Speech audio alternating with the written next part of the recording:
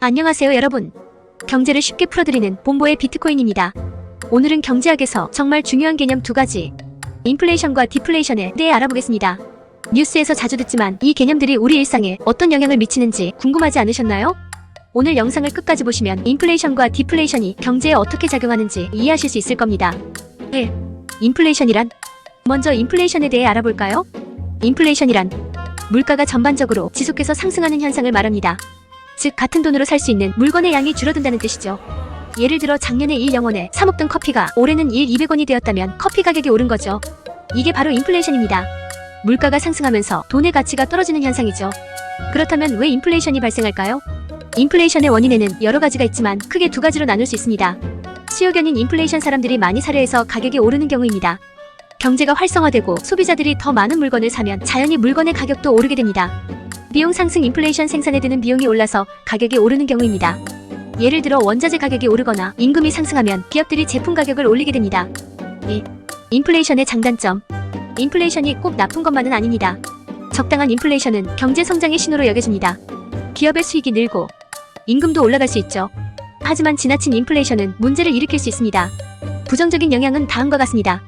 구매력 감소, 같은 돈으로 살 수 있는 물건의 양이 줄어듭니다. 저축의 가치 하락, 은행에 돈을 저축해도 실질적인 가치는 떨어지게 됩니다. 3. 디플레이션이란?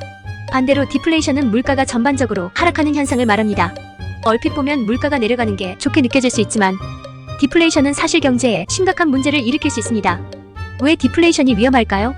디플레이션이 발생하면 사람들이 소비를 줄이게 됩니다. 물건 가격이 계속 떨어지니까 사람들이 나중에 더 싸게 사면 되겠지라고 생각하고 구매를 미루게 되는 거죠.